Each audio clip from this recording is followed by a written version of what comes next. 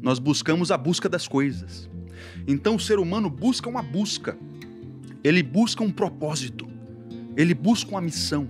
Cara, como explicar, por exemplo, a felicidade de uma mãe que é totalmente feliz com seu corpo completamente alterado na gravidez, perdendo noites, danificando sua vida profissional, perdendo o emprego de repente, mas ela está completamente realizada ali pela criança. Então,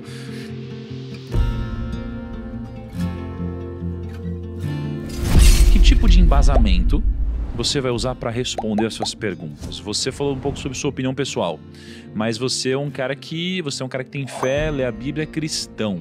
E você tem também alguns pilares que eu vejo às vezes em psicologia, em alguns outros cantos por aí. Então assim, você usa que tipo de embasamento para você responder o que você vai responder?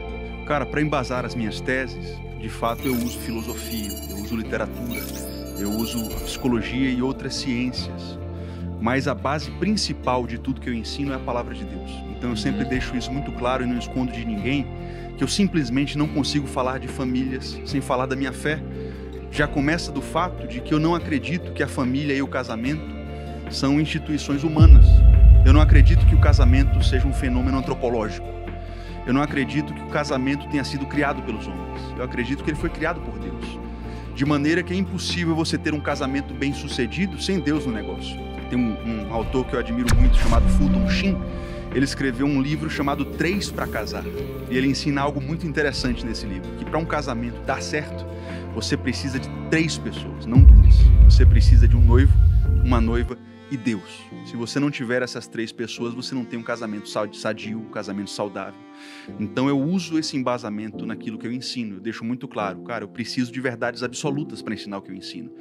E as pedras fundamentais da minha tese vêm da palavra de Deus, que para mim é a verdade.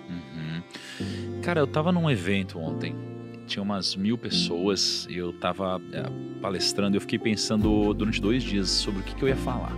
Cara, o que eu vou falar? O que eu vou falar? E eu tava com uma espécie de um bloqueio criativo, assim, né, de fato.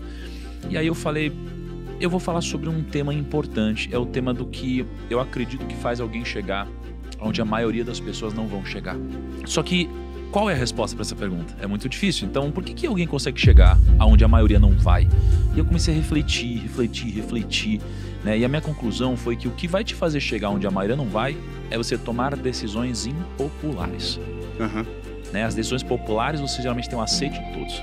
E as decisões impopulares você não tem o aceite de todos. Sim. E aí eu comecei a validar isso na minha vida e tentar identificar o que é uma decisão impopular. Né? Para mim, uma decisão impopular é uma decisão que está ligada ao seu propósito. Então tem que ter a ver com algo que você acredita. É uma decisão que tem a ver com coragem, senão você não tomaria uma decisão que vai contra todo mundo. E uma decisão que envolve o longo prazo, porque a decisão impopular ela geralmente é ruim no agora, mas ela te traz um prêmio muito grande. Né? E aí eu fui validar isso na minha vida. Quais foram os momentos que eu mais cresci na minha vida? Aí eu comecei a olhar e pensei, putz, quando eu saí de uma multinacional, ninguém me apoiou. Deu certo. Quando eu vendi minha empresa lá atrás, ninguém queria que eu fizesse isso. Deu certo. Aí decidi fazer lives às 5 da manhã. Pô, 5 da manhã, Thiago? Deu certo. Né? Aí a gente passou por um processo aqui na empresa, onde a gente demitiu mais de 100 pessoas. E todo mundo, meu Deus, vocês vão demitir um monte de gente e tal. É triste, mas é impopular. Eu fiz isso. A empresa dobrou o faturamento, diminuiu o custo, fortaleceu a cultura, deu certo. E a decisão mais recente que eu tomei, e que foi completamente impopular, foi a decisão de terminar um relacionamento. E, obviamente, o mundo inteiro me julgou. Foi uma decisão completamente impopular. Mas qual que foi a consequência disso? Eu sou feliz. Então, para mim, deu certo. Né? Então, quando eu comecei a pensar sobre decisões impopulares, e você falou uma coisa que me ativou a minha reflexão é você, a outra, o outro e Deus. Sim. E foi exatamente assim que a gente se encontrou depois de tomar a decisão impopular. Porque era o mundo inteiro, de alguma forma, julgando o que aconteceu. E nós 3 juntos, todo dia orando, de noite, de manhã, de tarde, sempre juntos. Isso daqui fez a gente se aproximar pra caramba. Né? E aí eu te pergunto, então, né? Quando a gente olha para um relacionamento, tá? Qual que é o segredo ou a chave para um relacionamento ele dar certo de verdade? Cara, você falou uma coisa muito interessante, né? Essa coisa das decisões impopulares. Hoje em dia tem muita coisa que é certa e que é impopular. A geração atual não sabe mais o que é um juramento, uma aliança, uma palavra empenhada. A maioria das pessoas hoje em dia não são capazes de manter uma palavra durante muito tempo até a morte. Você precisa necessariamente dessas coisas para uma família dar certo, né? Mas eu diria que talvez o X da questão esteja no entendimento sobre o que é felicidade de verdade. Eu acho que o homem pós-moderno entende felicidade de uma forma muito materialista.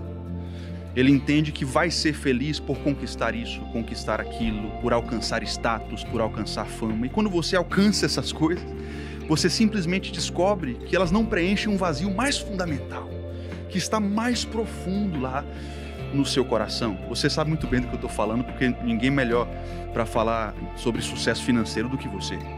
Então, cadê a felicidade? Por que países com IDH absurdo de alto, como Noruega, são simultaneamente os países com maior índice de suicídios? O que está acontecendo? Talvez esteja nessa palavrinha o segredo: felicidade. Eu percebo que para os antigos, a felicidade, eles entendiam felicidade como um efeito colateral de uma causa maior do que sua própria vida. Eu vou tentar explicar. Todo ser humano tem uma angústia interior, né? Blaise Pascal, um filósofo matemático do século XVII, dizia que nós não buscamos as coisas, nós buscamos a busca das coisas. Então o ser humano busca uma busca, ele busca um propósito, ele busca uma missão. Ele jamais vai conseguir atingir a felicidade, isso vale para a família, conquistando-a. Ele vai descobrir a felicidade através de uma causa que faz com que ele consiga sacrificar e doar sua própria vida em prol de alguma coisa ou de alguém. E aqui que entra a família, né? A família nos mostra essa felicidade que você encontra na doação generosa de você mesmo. A doação de um marido por uma esposa, a doação de uma mãe por um filho. Cara, como explicar, por exemplo, a felicidade de uma mãe que é totalmente feliz com seu corpo completamente alterado na gravidez, perdendo noites, danificando sua vida profissional, perdendo o emprego de repente, mas ela está completamente realizada ali pela criança. Então, eu diria que para uma família dar certo, você precisa resetar essa mentalidade do homem pós-moderno no que diz respeito à felicidade. Nós seremos felizes na medida em que descobrirmos no outro um propósito maior do que nossa própria vida. Se você viver para si, você não vai ser uma pessoa feliz. Quando você vive para o outro, você consegue descobrir uma felicidade que vem nesse sacrifício que passa pelo outro, por causa do amor, né? Esse amor que tira você do centro e agora o outro está no centro. Esse amor que tira o eu da minha motivação principal e faz com que o outro seja a minha motivação principal. Eu acho que esse é o segredo para você construir um relacionamento duradouro e, consequentemente, uma família bem-sucedida.